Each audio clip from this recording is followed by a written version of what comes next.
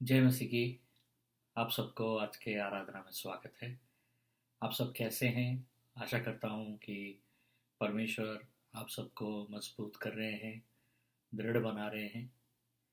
आज मैं वचन में जाने से पहले एक छोटा सा दुआ करना चाहूँगा। आइए हम सब अपने आंखें बंद कर कर शीश झुकाकर हम खुदावन का इस प्रार्थना में हम जाते हैं। परमेश्वर, मैं आपको धन्यवाद देता हूँ आज के दिन, आज के आराधना के लिए।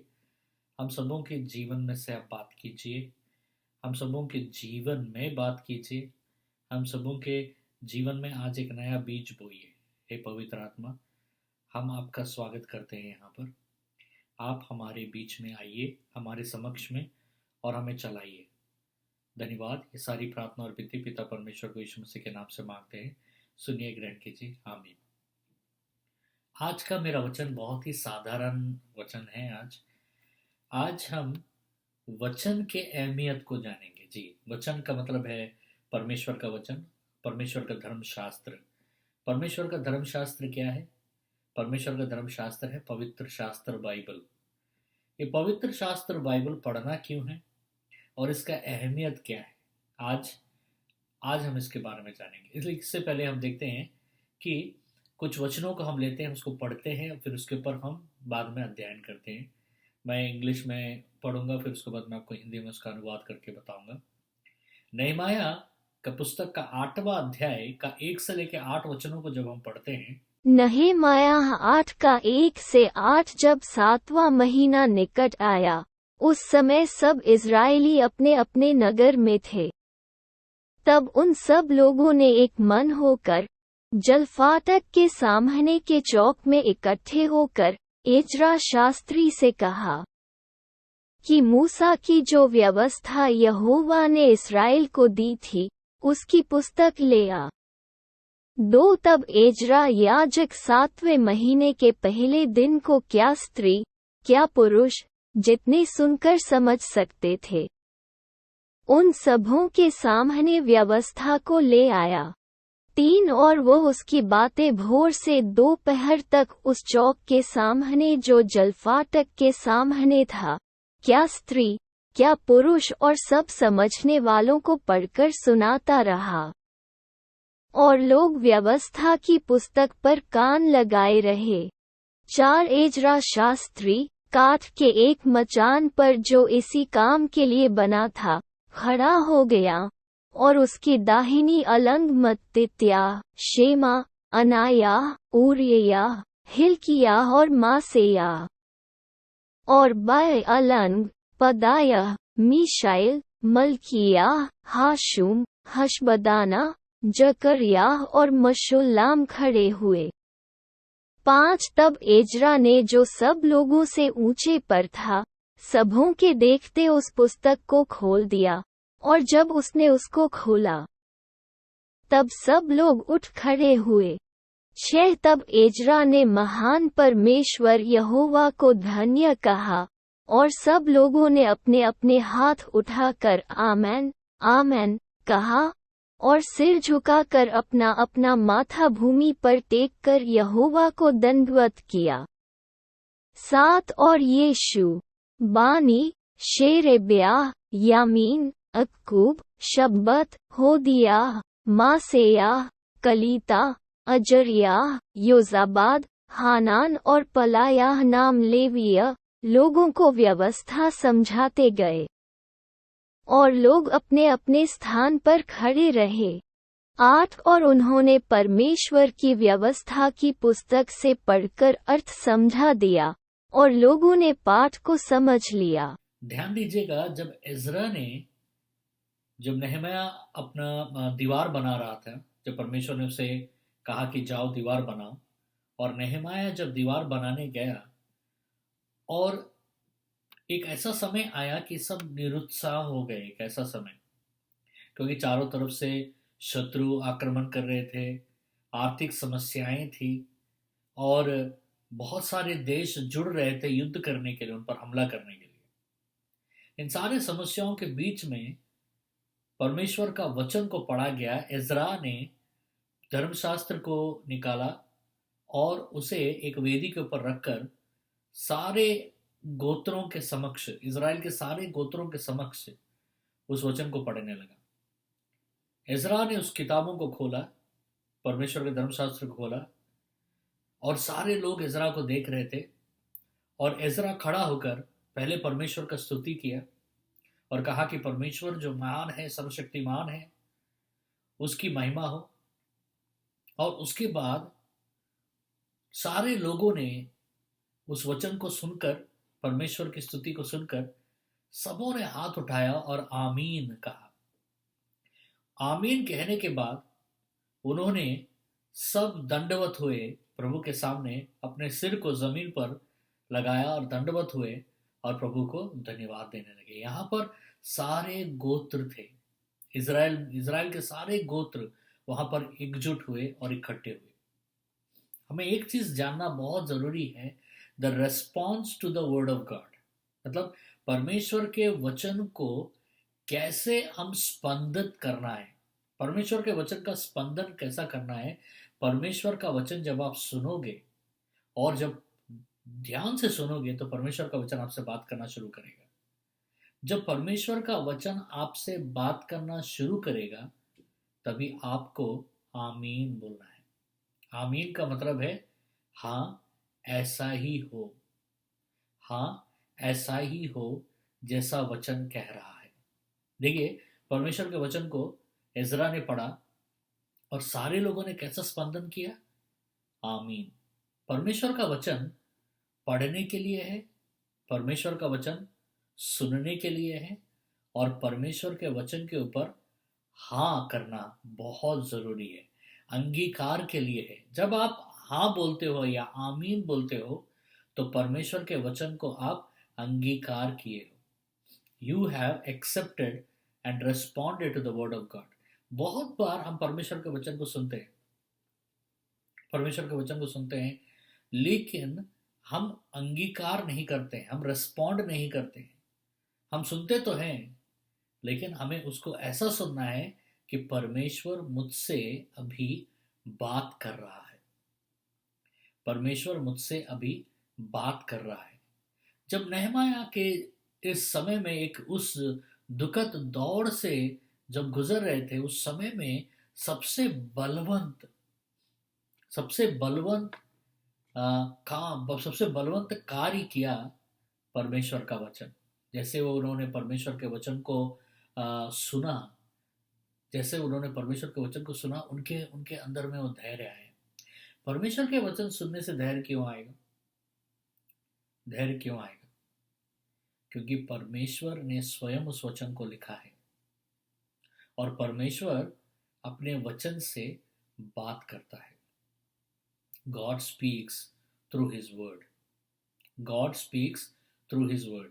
यहोशुआ की पुस्तक में पहला अध्याय का 8वां वचन अगर हम पढ़ेंगे, व्यवस्था की यह पुस्तक तेरे चित्त से कभी न उतरने पाए, इसी में दिन रात ध्यान दिए रहना, इसलिए कि जो कुछ उसमें लिखा है उसके अनुसार करने की तू चौकसी करे, क्योंकि ऐसा ही करने से तेरे सब काम सफल होंगे और तू प्रभावशाली होगा। यहोशुआ को परमेश्वर ने ये आज्ञा दिया कि हे यहोशुआ, इस पुस्तक को तुम अपने जुबान पे ही रखना, इसे अपनी जुबान से अलग होने मत देना। अब पुस्तक जुबान पर कब होगा? जब आप पुस्तक को देखोगे, जब आप पुस्तक को पढ़ना शुरू करोगे। ये कौन से पुस्तक के बारे में बात कर रहा है? धर्मशास्त्र पुस्तक के बारे में। व्यवस्था का पुस्तक, व्यवस्था का पुस्तक होता है धर्मशास्त्र।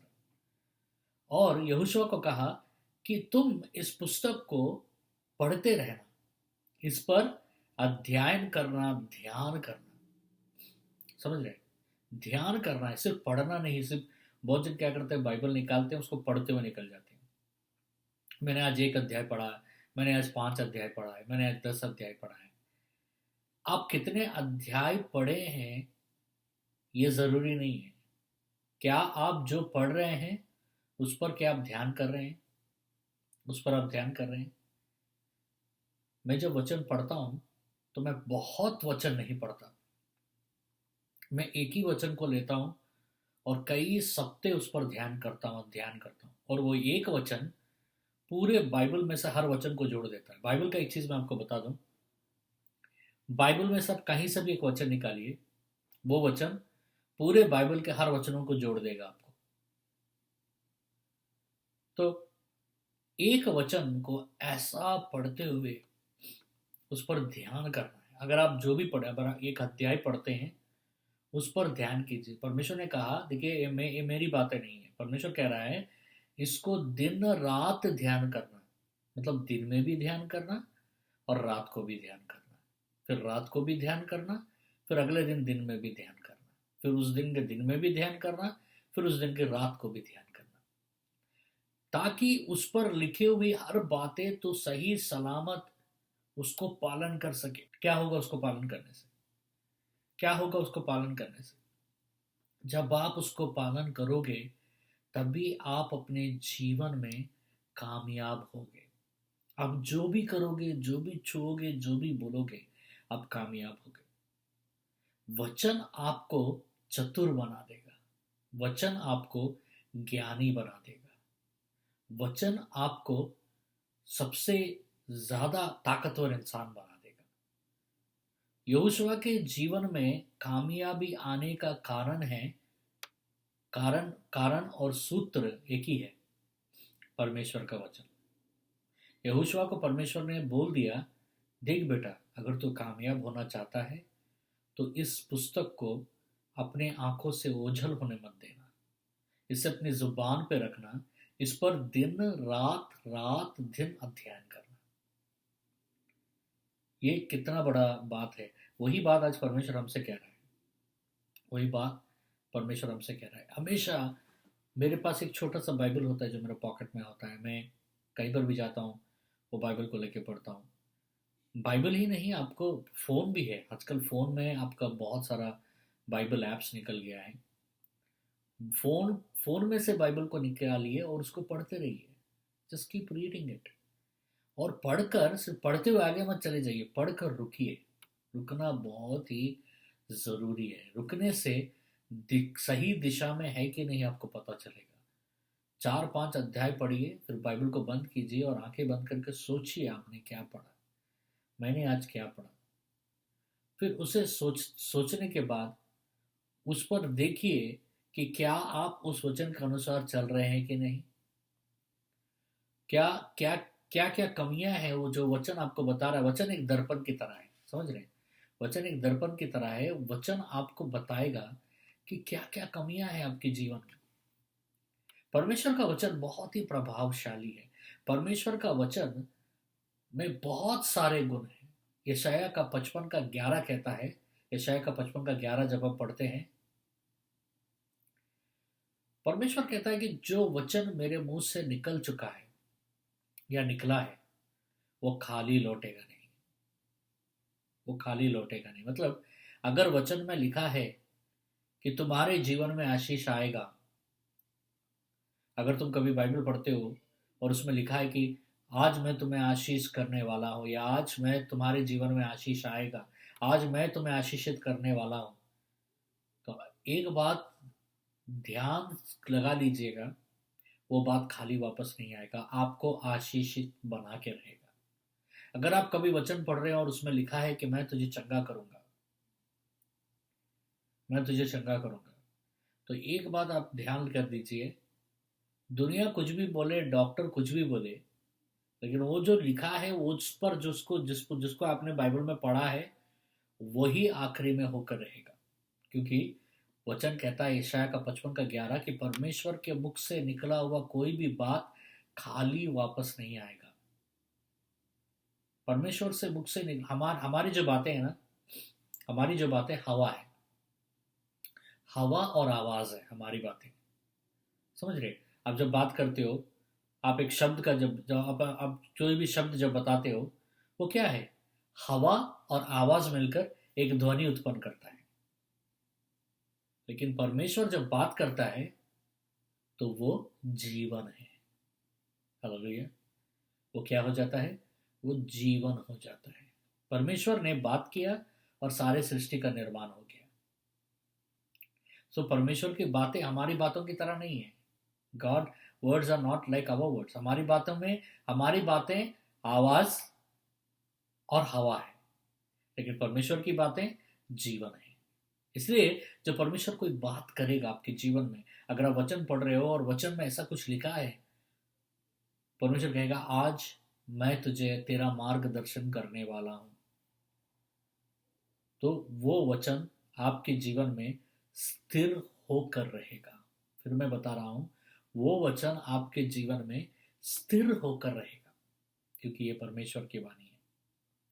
परमेश्वर का वचन कहता है कि परमेश्वर के मुख से निकला हुआ हर कोई बात बात जो है वो खाली वापस नहीं आएगा, लेकिन उसे लेकिन परमेश्वर ने जो बोला है उसे वो पूर्ण कर कर वापस आएगा। उसी प्रकार से मेरा वचन भी होगा जो मेरे मुख से निकला है, वह व्यर्थ ठहर कर मेरे पास ना लौटेगा, परंतु जो मेरी इच्छा है उसे वह पूरा करेगा, और जिस काम के लिए मैंने उसको भेजा है उसे वो पूरा करेगा। मतलब वो वचन जिस काम के लिए लिखा है वो काम परमेश्वर आपके जीवन में पूरा करेगा। ये बात हमेशा याद रखिए कि परमेश्वर का वचन खाली नहीं है, हवा और आवाज नहीं है। परमेश्वर का वचन जीवन है। वो आपके शरीर, आत्मा और मन को प्रभावित करेगा। वो आपके जीवन को बदल देगा और जीवन को प्रभावित करेगा। वो आपके परिवार के दिशा को बदल देगा। वो आपके देश को बदल देगा, परमेश्वर का वचन। क्योंकि दूसरा तिमोथी 3:16 में इस तरीके से लिखा है कि परमेश्वर का वचन जो है परमेश्वर के द्वारा प्रभावित किया गया है। परमेश्वर का वचन सिखाने के लिए है, परमेश्वर का वचन चलाने के लिए, परमेश्वर का वचन हर एक व्यक्ति को स्थिर करने के लिए और इस रीति से दृढ़ बनाने के लिए है कि वो परमेश्वर का कार्य कर सके। अगर आप परमेश्वर के कार्य में बढ़ना चाहते हैं, परमेश्वर के काम में अगर आप बढ़ना चाहते हैं, तो सबसे पहला चीज आपको करना जरूरी है कि परमेश्वर के वचन को पढ़ना शुरू कर देना चाहिए आपको। अगर आप कामयाब होना चाहते हैं तो आपको सबसे पहला चीज करना शुरू कर देना चाहिए, आपको परमेश्वर के वचन को पढ़ना शुरू कर देना चाहिए। अगर आप धनवान बनना चाहते हैं तो परमेश्वर के वचन को पढ़ना शुरू कर दीजिए। परमेश्वर मुझे आज इस देश में लाएगा, ये मुझे कैसा मालूम? परमेश्वर ने एजिकेल के 17 अध्याय, उत्पत्ति ग्रंथ के 17 अध्याय से परमेश्वर ने मेरे जीवन में बात किया और कहा कि मैं तुझे अमेरिका लेके जाने वाला हूं। नहीं तो मुझे कैसा मालूम? परमेश्वर मुझे बच्चे देंगे, ये कैसा मालूम? मेरा बड़ा बेटा पैदा होने से पहले परमेश्वर ने उसका नाम बताया सीफस। दूसरा बेटा के बारे में भी परमेश्वर ने बताया जशरन। बेटी के बारे में नहीं बताया, लेकिन परमेश्वर ने बेटी दिया। परमेश्वर की महिमा हो। परमेश्वर ने बताया। परमेश्वर मेरी बेटी पैदा होने के बाद परमेश्वर ने उसका नाम बताया। आगे बताए या बाद में बताए, लेकिन परमेश्वर ने बताया। कैसा पता चला? मैं वचन पढ़ रहा था और वचन के अनुसार परमेश्वर ने मुझे बताया। एक दिन मेरी मम्मी जो थी बहुत बीमार हो गई थी और अचानक बेहोश हो गई थी। तो मैंने बहुत प्रेयर किया। प्रेयर करने के बाद अचानक मेरे हाथ में बाइबल था और जैसे मैंने बाइबल खोला, वहां से मुझे वचन निकला कि ये बीमारी मृत्यु की ओर लेके नहीं जाएगी। मेरे ख्याल से सुसमाचारों में लिखा है सर। तो मैं तुरंत मेरे अंदर में एक दृश्य एक ये आया कि मेरी मम्मी मरने वाली नहीं है। और ठीक ऐसा ही हुआ। थोड़ा देरी के बाद उनको होश आ गया। वचन आपको सब बताता है। वचन आपको बताएगा किससे मिलना है, किससे नहीं मिलना है। वचन आपको बताएगा कि परमेश्वर आपके जीवन में अभी क्या करने वाले हैं, कल क्या करने वाले हैं, परमेश्वर आपके बच्चों के जीवन में क्या करने वाले हैं। परमेश्वर ने वादा किया था कि जब ये देश मुझे देगा और मेरे संतान को देगा, और इस संतान को ये पूरा देश देने के बाद परमेश्वर मेरे संतान के ऊपर मेरे संतान का परमेश्वर बन के रहेंगे। ऐसा ही हुआ। बन्नू और विन्नू पवित्र आत्मा का बपतिस्म पाए, भाषाओं में प्रार्थना करने लगे। परमेश्वर ने मेरा यही दुआ था कि बन्नू, विन्नू और हैबी पवित्र आत्मा से भरे और भाषा में प्रार्थना करें। मेरा यही दुआ आप सबके लिए भी है कि आप सब पवित्र आत्मा से भरे और भाषा में प्रार्थना करें। तो परमेश्वर ने ये इच्छा को पूरा किया। ये कैसा पता चला? आज से कई साल पहले परमेश्वर ने वचन के द्वारा मेरे जीवन में बात किया। आज वो वचन मेरे जीवन में, मेरे परिवार के जीवन में पूरा हुआ है। इसलिए नीति वचन का 4 का 20 से लेकर 22 जब हम पढ़ते हैं, इसमें लिखा है, हे मेरे पुत्र, मेरे वचन ध्यान धर के सुन। समझ रहे? परमेश्वर कह रहा है कि मेरा वचन को ध्यान धर के सुनो और अपना कान मेरे बातों पर लगा। हालेलुया। अपना कान मेरे बातों पर लगा। अभी कान जो है वो 2 कान है, हमारा आत्मिक कान और हमारा शारीरिक कान। परमेश्वर कह रहा है कि कान लगा के सुन मेरी बातों को, इनको अपनी आंखों से होठ ना होने दे। मतलब अपनी आंखों से अलग होने मत देना परमेश्वर के वचन को, वरन अपने मन में धारण कर।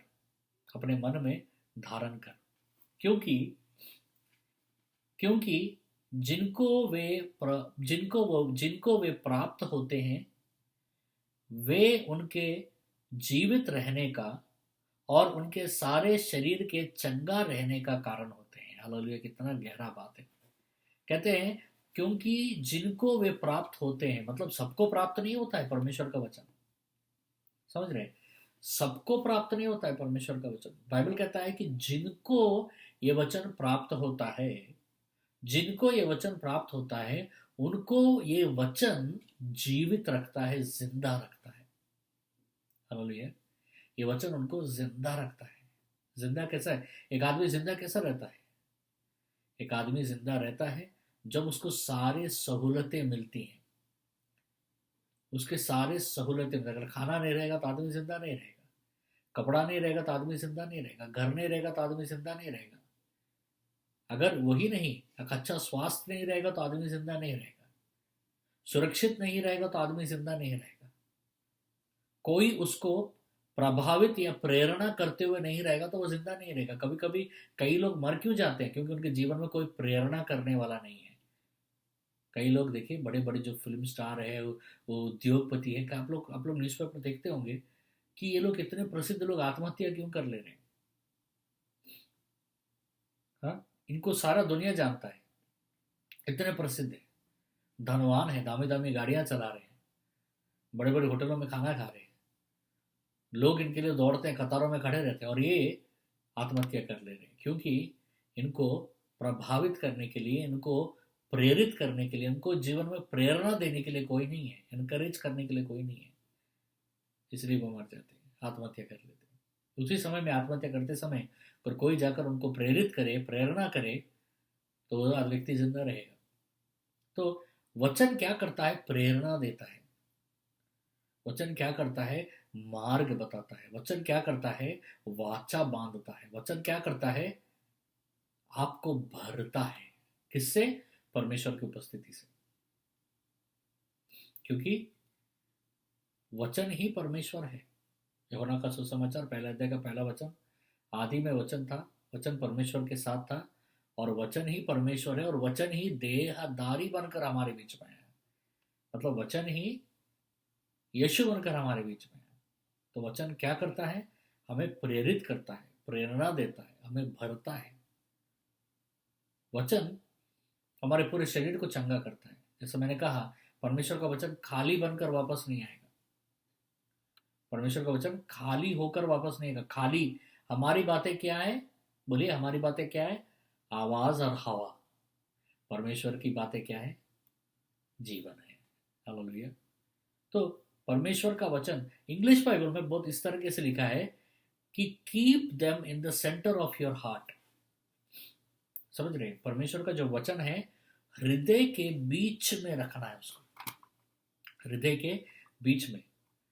इसे इसे हृदय के बीच में रखो। बीच में, जो हृदय का बीच बना हमारा दिल है, दिल का जो बीच वाला हिस्सा होता है, उसको मायोकार्डियम कहा जाता है। मायोकार्डियम, ये मायोकार्डियम होता है सबसे मोटा वाला मांस।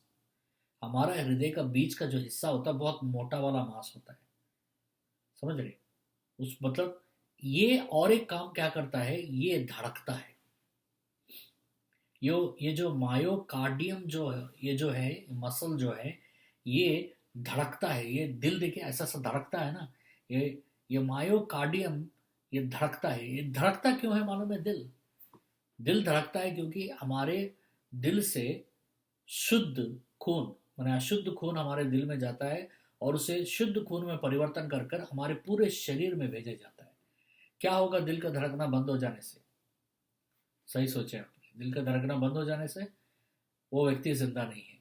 इसलिए दिल का धड़कना बहुत ही ज़रूरी है, और दिल को धड़कने के लिए ये जो दिल के बीच में ये जो मायोकार्डियम है, ये मदद करता है धड़कने के लिए। तो परमेश्वर कह रहा है कि वचन को वहां पर रखना है, ताकि ये वचन जब दिल, मतलब दिल के बीच में रखना है, ताकि जब आपका दिल धड़के तो वचन और लहू जैसा खून पूरे शरीर में जैसा ऐसा धड़कता है, तो खून नसों में से पूरे शरीर में दौड़ता है, वैसा ही परमेश्वर का वचन भी हृदय के बीच में रहना है, मायोकार्डियम में रहना है, क्योंकि जब वो धड़केगा तो नसों में से पूरे शरीर में परमेश्वर का वचन बहना है आपका। तो ये बहुत ही जरूरी है परमेश्वर के वचन, इसलिए कहा गया है। देखिए परमेश्वर तो साइंस जानते हैं, साइंस का आविष्कार परमेश्वर ने किया, इसलिए परमेश्वर ने कहा हृदय के बीच में रखना उसको। ये नहीं रखा कि हृदय के कोने में रखना, हृदय के बीच में रखना, जहां पर तुम्हारा हृदय धड़कता है, वेर योर हार्ट पंप्स, तुम्हारा हृदय जैसा धड़कता है वहीं पर, ताकि तुम्हारे पूरे शरीर में वचन का प्रवेश हो, प्रवास हो और बहाव हो। परमेश्वर का वचन तुम्हारे पूरे शरीर में बहे, क्योंकि जब ऐसा होगा तो क्या होगा? तब तुम्हारे अंदर में जीवन आएगा, तुम्हारे शरीर में चंगाई आएगा, परमेश्वर का चंगाई तुम्हारे शरीर में बहेगा। रोज एक अभ्यास बना लीजिए आप। अभ्यास क्या? अभ्यास सुबह और रात को परमेश्वर का वचन पढ़ेंगे। कितना पढ़ेंगे? नहीं, 2 लाइन भी पढ़िए, लेकिन पढ़िएगा जरूर। और वचन पढ़कर सुबह जब आप उठोगे तो वचन पढ़िए, वचन पढ़कर उसको उसको ध्यान कीजिए। देखिए मेरे जो फ़ोन है, मेरा फ़ोन है, ठीक है, मैं अपना फ़ोन आपको दिखा रहा हूँ। तो मेरा फ़ोन में वॉलपेपर में ये आएगा, देखिए मेरे ये वॉलपेपर है। सुबह उठ के साथ ये एक घड़ी है आपका कोलकाता का, हमारे खड़गपुर का घड़ी समय बताता है, और ये घड़ी आपको बताएगा हमारा यहाँ अमेरिका का घड़ी का समय बताएगा। और ये जो हो गया, ये हो गया वचन, समझ रहे? देखिए ये हो गया वचन। तो मैं क्या करता हूँ, सुबह उठकर इसको खोलता हूँ और इसको ऐसा टैप करता हूँ। जैसा मैंने इसको वचन को टैप कहा तो देखिए पूरा बाइबल खुल गया। आज का वचन को मैं पढ़ता हूँ, अध्ययन करता हूँ, फिर उसके बाद मैं बाकी अपने काम काम में मैं जाता हूँ, फिर उसके बाद मैं प्रार्थना में बैठता हूँ, फिर उसके बाद और ज़्यादा वचन पढ़ता हूँ। तो जो वचन आप पढ़ोगे वो अभ्यास पूरे दिन उसको अध्ययन कीजिए, फिर उसके बाद रात को पढ़िएगा वचन। रात को पढ़ा हुआ वचन बाइबल बंद कर कर, आंख बंद कर कर उस वचन के बारे में सोचते सोचते सोचते सोचते सो जाइए। इसे कहते हैं अध्ययन करना। ये अभ्यास कीजिए। परमेश्वर आपके व्यापार के बारे में, परिवार के बारे में, परिवार में हर व्यक्ति के बारे में, आपके जीवन के भविष्य के बारे में, दूसरों के जीवन के बारे में सब कुछ परमेश्वर आपको बताना शुरू कर देंगे। वचन के द्वारा परमेश्वर बात करता है, ये बात आपको जानना जरूरी है। वचन को पढ़िए, बाइबल को पढ़िए। कहाँ से शुरू करना है? उत्पत्ति ग्रंथ से शुरू कीजिए। तो हम पूछते हैं कहाँ से शुरू करना है बाइबल? बाइबल कहाँ से शुरू करोगे? शुरुआत से शुरू करो। शुरुआत वाला पुस्तक कौन सा है? उत्पत्ति ग्रंथ। उत्पत्ति ग्रंथ से शुरू करो, सृष्टि से के निर्माण से शुरू करो, वहां से पढ़ो, धीरे धीरे धीरे धीरे पढ़ते हुए आओ। बाइबल आप कहीं पर भी पढ़ोगे, परमेश्वर आपसे बात करेगा। बाइबल एक पढ़ते पढ़ते कैसा हो जाएगा कि आपका जीवन का यात्रा, आपके जीवन का जो यात्रा है आपको बाइबल में दिखना शुरू होगा, बाइबल में दिखना शुरू होगा। तो आइए हम प्रार्थना करते हैं। परमेश्वर, मैं प्रार्थना करता हूँ आज के दिन कि हमारे जीवन में एक अभ्यास आप शुरू कीजिए प्रभु। ये अभ्यास होना चाहिए कि रोज सुबह और शाम को हम परमेश्वर आपका धर्मशास्त्र, पवित्र शास्त्र बाइबल को पढ़ें। परमेश्वर, मैं प्रार्थना करता हूँ कि आज का जो वचन बहुत साधारण है, लेकिन आज का वचन प्रभावशाली है प्रभु, क्योंकि हमारी बातें सिर्फ आवाज और हवा है, लेकिन आपके मुख से निकली हुई बातें जीवन है। हम कई बार सोचते होंगे, यहाँ कितने जन मेरे आज जो सुन रहे हैं इस वचन को, कितने जन इस मेरे सामने जो बैठे हुए हैं वो सोच रहे होंगे कि क्या करना है मुझे आगे, मुझे कुछ समझ में नहीं आ रहा है। काश कोई मुझे बताए कि मुझे क्या करना है, मैं क्यों कामयाब नहीं हो रहा हूँ, क्या करना होगा मुझे इस बीमारी से बाहर निकलने के लिए, क्या करना होगा मुझे प्रेरणा पाने के लिए। ये सारे सवाल कईयों के सामने आज जो मेरे सामने बैठे हैं उनके पास है। तो मैं आज इस सवाल का जवाब भी है, और वो है वचन। अगर हम बाइबल पढ़ना शुरू करें तो परमेश्वर आप हमसे बात करना शुरू करोगे। बाइबल हमें से एक धर्म के पुस्तक की तरह नहीं, मेरे जीवन के मेरे जीवन मेरे जीवन के निर्णयों को मैं जानना चाहता हूँ। मेरे जीवन के संकल्पों को मैं जानना चाहता हूँ। मुझे क्या करना चाहिए, क्या नहीं करना चाहिए, उस सोच से पढ़ना शुरू करना है बाइबल को, और पढ़कर ध्यान करना है प्रभु। क्योंकि जो भी वचन पढ़ता है और उस पर चलता है, वो उसको जीवन में कभी धोखा नहीं होगा, क्योंकि आपने वादा किया है और वाचा किया है कि वचन के द्वारा आप हम सबों को आशीष दोगे। वचन पढ़ोगे तो तुम कामयाब होगे, जिंदा रहोगे, जीवित रहोगे और चंगाई प्राप्त करोगे। धन्यवाद पिता। हम सब अपने जीवन में रोज, खुद मैं भी रोज वचन पढ़ना और ज्यादा शुरू करूं गहराई से पिता। धन्यवाद। ये सारी प्रार्थना और विनती पिता परमेश्वर को यीशु मसीह के नाम से मांगते हैं, सुने ग्रहण कीजिएगा, आमीन। परमेश्वर आप सबको आशीष दें। God bless you all.